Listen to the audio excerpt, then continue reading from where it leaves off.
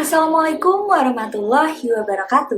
Perkenalkan, kami dari kelompok 6 yang beranggotakan saya, Andira Salwa, Beata Kansa Arnanda, Cynthia Resadi, Eka Renti, Ezar Zahari, Muhammad Izzatul Haq, dan Nurul Azizah akan memaparkan hasil diskusi video proyek pertama kami, yaitu video Lurah Rasa Menteri. Selamat menonton! Siapakah dia? Wahyudi Anggora Hadi adalah pria yang lahir tanggal 24 Juli 1979. Saat ini, beliau menjabat sebagai kepala daerah atau lurah di Desa Panggung Harjo. Sejak belia, beliau telah aktif di lingkungan organisasi. Beliau berkuliah di Farmasi UGM pada tahun 1997 dan menyelesaikan kuliahnya dengan IPK 2,04 pada tahun 2008. Walaupun lulus terlambat dengan IPK minim dan merupakan IPK terendah yang pernah dicapai oleh UGM, namun semangatnya untuk melakukan perubahan dan berdampak untuk masyarakat tetap sangat tinggi. Setamat dari UGM, Wahyudi sempat menjadi apoteker selama 3 tahun. Namun, beliau mengundurkan diri dari profesinya tersebut dan beralih menjadi kepala desa. Jauh sebelum berniat menjadi kepala desa, Wahyudi sebenarnya telah lama berkecimpung dalam kegiatan dan pengembangan di desanya, yaitu pada tahun 2007, ia menghidupkan kembali kampung dolanan di masyarakat di Desa Panggung Harjo. Sayangnya, cara itu kurang berhasil. Berawal dari kegagalannya itu, Wahyudi merasa pendekatannya kepada masyarakat kurang efektif. Setelah ia mengevaluasi langkahnya, ia memutuskan untuk melakukan pendekatan secara struktural atau kekuasaan. Sehingga pada tahun 2012, ia mencalonkan diri menjadi kepala desa. Wahyudi menganggap otoritas kepala desa bisa membawa dampak dan hasil yang lebih besar dan lebih cepat untuk masyarakat. Berbekal konsistensinya dulu di kampung dolanan, masyarakat mengenal kinerja dan sosoknya. Itulah salah satu alasan mengapa ia terpilih dan dipilih menjadi kepala desa di Desa Panggung Harjo dengan melakukan upaya yang disebut dengan upaya tanpa modal. Selanjutnya adalah tujuan organisasi. Lurah berkedudukan sebagai kepala pemerintahan desa atau kepala desa, yang struktur organisasinya berada di puncak dan sekretaris serta bagian fungsional lain berkedudukan sebagai bawahannya. Berdasarkan apa yang telah disampaikan oleh Pak Lurah Wahyudi Anggora Hadi terkait dengan tujuan organisasi desa, beliau memiliki tujuan untuk ingin yang pertama, membangun kemandirian dari sisi perekonomian Desa Panggung Harjo yang mencakup 3 perspektif, yaitu perspektif ekonomi, sosial, dan politik. Menjadikan desa sebagai ruang hidup yang layak, patuh, dan bermartabat bagi seluruh warga bangsa. Di mana, menurut Govinda Rajan, tujuan perusahaan ditentukan oleh Chief Executive Officer atau CEO yang merupakan saran dari manajemen senior dan diratifikasi atau disahkan oleh Board of Director atau Dewan Direksi. Nah, dalam pelaksanaan tujuan Desa Panggung Harjo tersebut, diperlukan adanya kesesuaian tujuan atau goal congruence, di mana tindakan yang dilakukan harus sesuai dengan kepentingan pribadi yang mereka rasakan dan sesuai dengan kepentingan terbaik untuk organisasi atau dalam hal ini adalah kelurahan. Sehingga dalam pengimplementasiannya, tujuan tersebut dapat tercapai dengan baik. Selanjutnya, saya akan menjelaskan mengenai strategi yang digunakan untuk mencapai tujuan tersebut dan kultur yang dibangun. Strategi yang digunakan untuk mencapai tujuan tersebut dimulai dengan reformasi birokrasi, yaitu melakukan penyesuaian tata kelembagaan pemerintahan desa. Reformasi birokrasi yang paling substantif adalah memperbaiki pola relasi antara warga desa dengan pemerintah desa sehingga tidak sebatas urusan administratif, tetapi juga kebutuhan masyarakat atas pelayanan barang dan jasa publik dapat terpenuhi.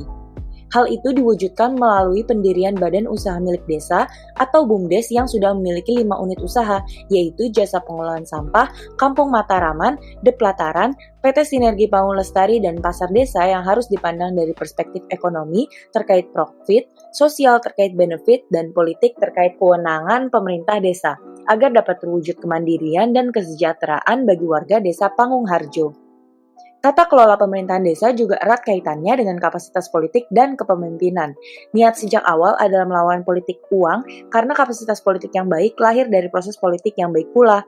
Untuk membangun kapasitas politik, terdapat 5 syarat kapasitas dasar, yaitu regulasi, distributif, ekstraktif, responsif, dan jaringan. Maka, proses politik harus baik dan dilengkapi dengan 5 kapasitas dasar yang dibingkai oleh nilai keteladanan sehingga terciptalah kepemimpinan. Sistem penggajian berbasis kinerja sebagai kultur birokrasi pemerintahan yang baru. Sistem itu dianggap dapat memotivasi aparatur desa untuk mendorong perubahan. Pengembangan strategi-strategi tersebut dilakukan dengan mencocokkan kompetensi inti dari peluang yang ada. Dengan memahami analisis lingkungan dan analisis internal, lurah tersebut dapat membentuk strategi yang cocok untuk Desa Panggung Harjo agar dapat mencapai tujuannya. Kemudian ada kultur yang dibangun. Wahyudi Anggoro Hadi memahami bahwa terdapat 3 komoditas strategis di desa yang dapat menentukan arah masa depan dunia, yaitu desa memiliki udara bersih, desa memiliki air bersih, dan desa memiliki pangan sehat. Penting bagi generasi muda untuk menjaga dan melestarikan 3 komoditas strategis tersebut. Desa juga memiliki peranata sosial yang mempertemukan agama dan kebudayaan menjadi basis nilai yang mengatur relasi manusia dengan alam, dan manusia dengan penciptanya. Diadakan juga Kongres Kebudayaan Desa terkait situasi dunia yang semakin dinamis, seperti pandemi COVID-19 yang membuktikan bahwa puncak dari relasi sosial adalah kekeluargaan. Semua orang kembali ke rumah sebagai indikasi bahwa lembaga yang paling aman dan substantif adalah keluarga. Puncak relasi ekonomi adalah kerjasama, sehingga kolaborasi, berbagi, dan solidaritas menjadi value baru dalam kehidupan ekonomi yang terus bertumbuh. Puncak relasi politik adalah musyawarah karena tidak ada lagi dominasi, semua berada dalam kondisi yang sama, dan tidak ada lagi hegemoni karena semua arus informasi menjadi simetris sehingga dalam mengambil keputusan harus dilakukan secara negosiasi dan musyawarah. Kekeluargaan dalam relasi sosial, kerjasama dalam relasi ekonomi, dan musyawarah dalam relasi politik menjadi makna operatif dari gotong royong, yaitu nilai luhur dari alam pikiran desa atau Nusantara dan yang menghidupi desa hingga saat ini. Desa Panggung Harjo memiliki ketangguhan budaya karena dalam situasi krisis sekalipun, nilai kekeluargaan, kerjasama, dan musyawarah tetap menopang kehidupan desa. 3 komoditas strategis yang dekat di lingkungan desa juga membuktikan bahwa warga desa sangat tangguh.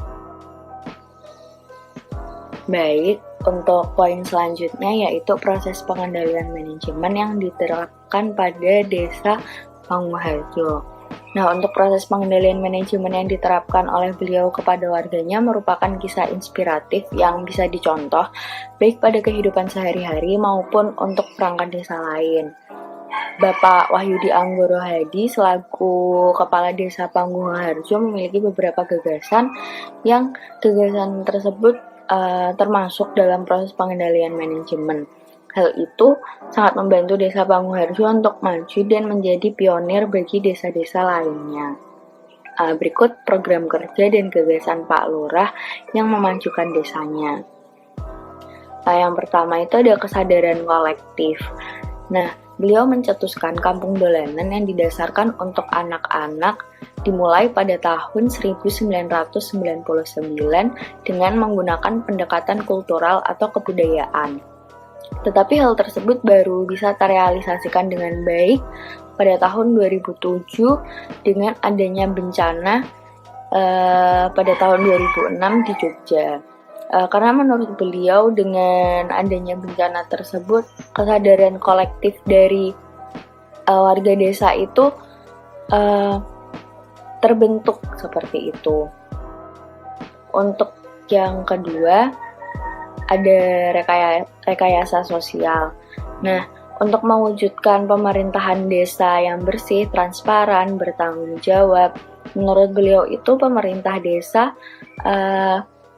harus tata kelolanya itu diperbaiki terlebih dahulu. Nah, rekayasa sosial ini merujuk pada berbagai hal. Yang pertama itu dari struktur pemerintahan desa. Dari tata kelola pemerintahan desa terkait dengan politik dan kepemimpinan pemerintahan, gagasan tersebut sudah termasuk dalam penolakan politik uang. Nah, untuk terwujudnya kapasitas politik yang baik, maka dapat diawali dengan proses politik yang baik pula, seperti itu. Nah, untuk selanjutnya, terdapat 4 kapasitas dasar yaitu kapasitas regulasi, distributif, ekstraktif, responsif. Nah, dari gagasan dan 4 kapasitas tadi, itu tuh tidak cukup. Nah, itu tuh harus diimbangi dengan keteladanan. Kemudian yang ketiga itu ada reformasi birokrasi desa. Nah, untuk birokrasi desa Pangungharjo ini awalnya termasuk yang kurang baik atau buruk.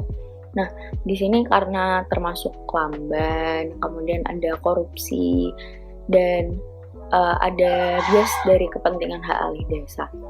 Nah, dari faktor-faktor tersebut itu terdapat hal yang mendasar yang menyebabkan terjadinya masalah-masalah tersebut.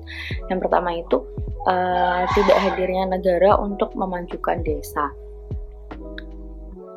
Kemudian yang pada tahun 2014 atau sebelum tahun 2014 itu perangkat desa tidak pernah dilatih oleh kabupaten.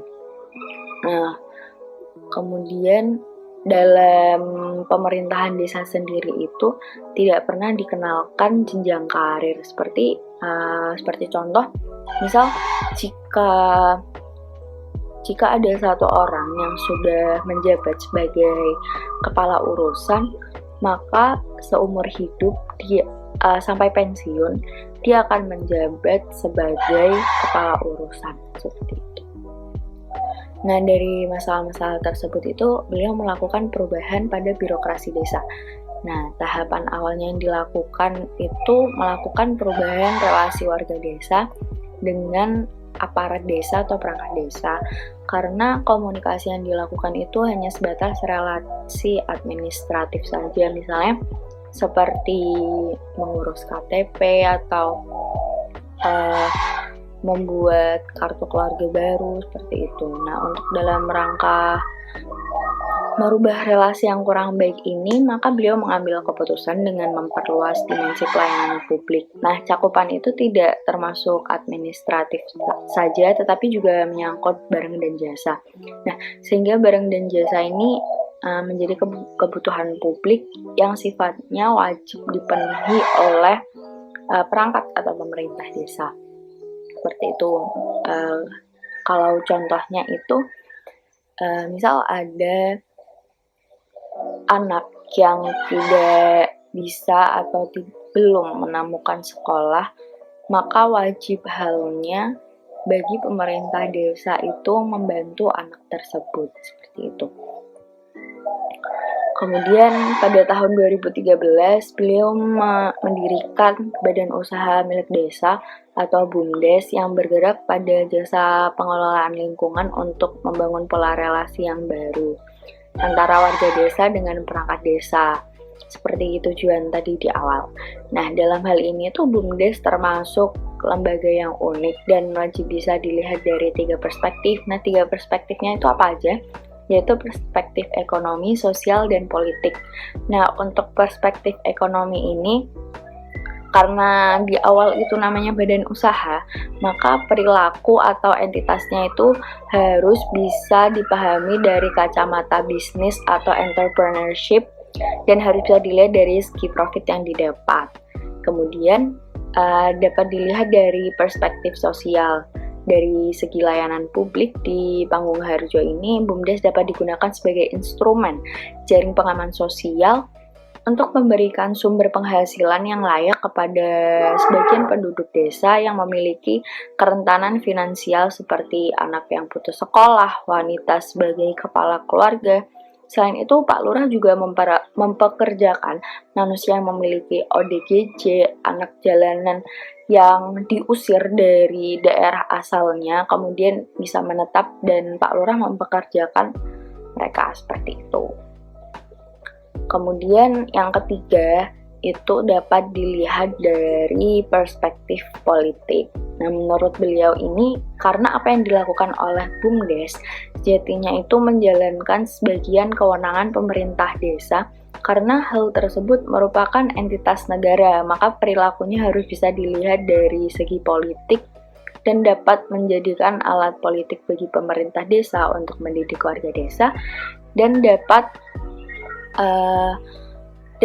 alat politik ini bagi pemerintah desa untuk menjadikan desa sebagai arena demokratisasi ekonomi lokal di mana warga desa memiliki kesempatan langsung untuk menikmati sumber daya ekonomi yang ada di desa, seperti itu.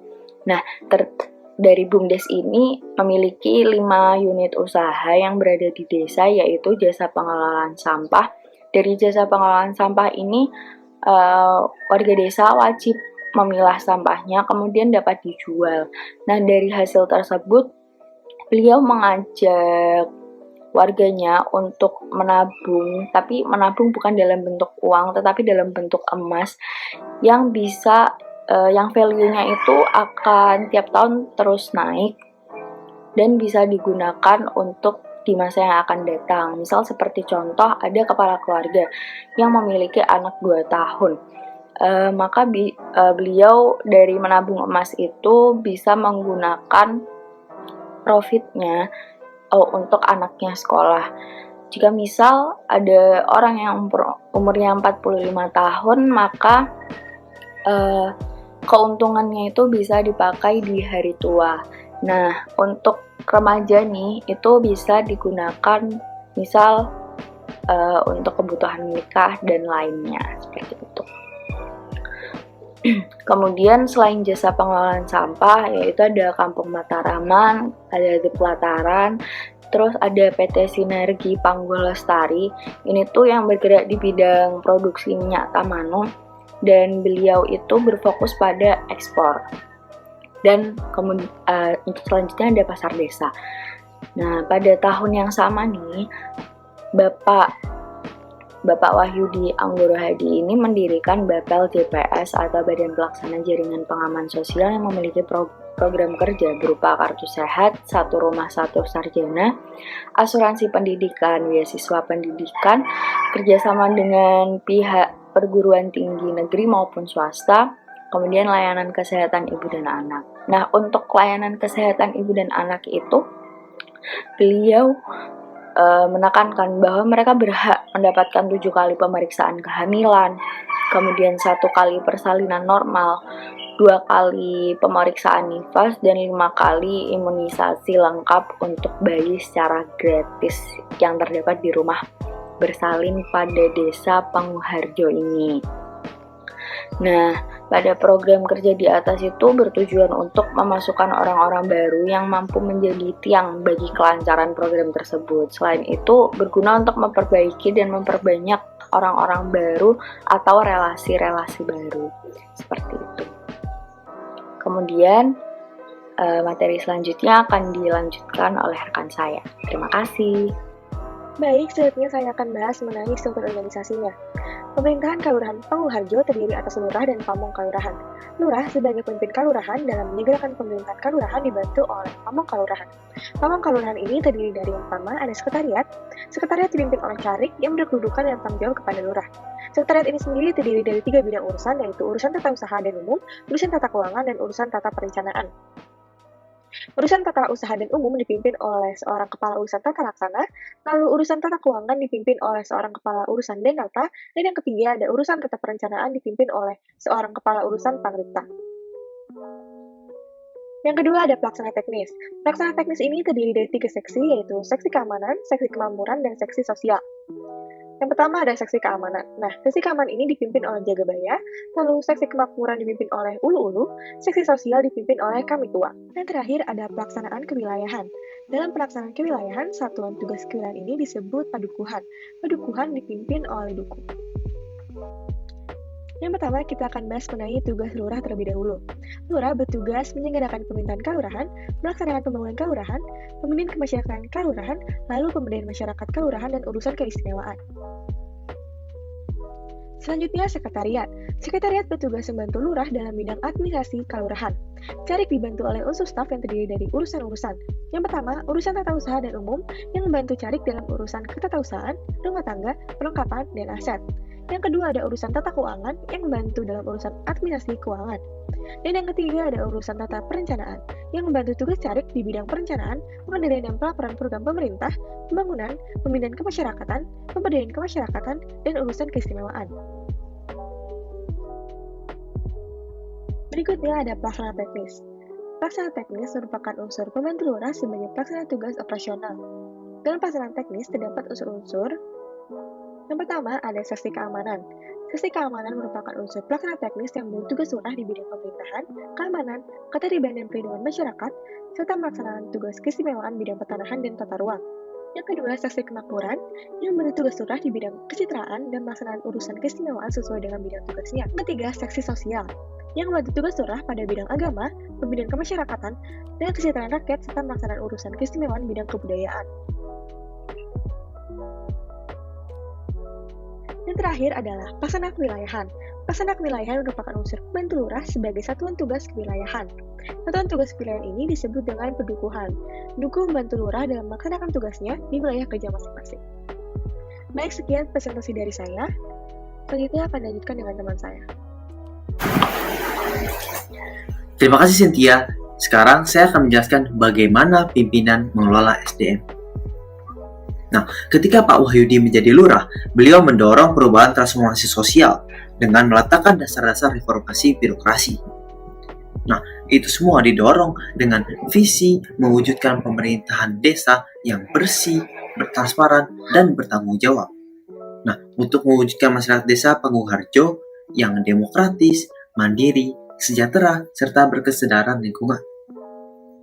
Nah, fase pertama adalah prasyarat, yaitu pemerintah desa bisa mengelola masyarakat ketika tata kelola desanya benar. Nah, beliau melakukan ini pada periode pertamanya menjabat sebagai lurah dengan rentang waktu 3 hingga 4 tahun.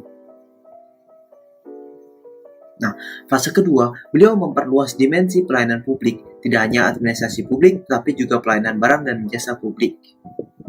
Nah, contohnya adalah ketika kita tidak bisa sekolah, maka itu akan menjadi masalah negara. Kemudian juga ketika urusan pelayanan tidak bisa diakses, itu merupakan masalah negara pula. Nah, pada Maret 2013, beliau mendirikan Badan Usaha Milik Desa yang bergerak pada jasa pengelolaan lingkungan. Nah, ini untuk membangun pola relasi untuk masyarakat dan pemerintahan desa agar dapat berkomunikasi. Nah, pada akhir 2013, beliau mendirikan Bapel JPS atau Badan Pelaksana Penjaringan Pengamanan Sosial. Nah, ini untuk memberikan asuransi pendidikan beasiswa, bantuan tunai, serta kerjasama dengan perguruan tinggi, negeri maupun swasta. Nah, ada dua hal yang menjadikan BUMDes sebagai alat politik. Yang pertama adalah jadikan alat politik untuk mendidik warga desa terkait dengan finansial literasi dan pengelolaan lingkungan yang bertanggung jawab. Yang kedua adalah menjadikan alat politik untuk menjadikan desa sebagai arena demokratisasi ekonomi lokal di mana warga desa dapat kesempatan untuk memanfaatkan sumber daya ekonomi yang ada di desa. Nah, kedua hal ini menjadi pintu masuk agar warga desa menjadi memegang SDM di desa tersebut. Nah, kemudian beliau mencita-citakan masyarakat Panggung Harjo 100% sejahtera. Nah, dengan cara yang pertama adalah setiap keluarga harus memiliki tabungan. Yang kedua, setiap keluarga harus memiliki jaminan hari tua. Dan setiap keluarga harus memiliki jaminan kesehatan. Nah, untuk mengatasi perilaku literasi finansial warga desa, beliau melakukan dengan memperkuat keluarga tersebut dalam melakukan kegiatan bank sampah. Di mana kegiatan bank sampah ini itu telah berhasil membuat 100 keluarga yang tadinya tidak memiliki tabungan menjadi memiliki tabungan. Nah, sekian materi dari saya. Selanjutnya akan disampaikan oleh teman saya. Terima kasih. Selanjutnya adalah nilai-nilai yang dianut oleh pimpinan.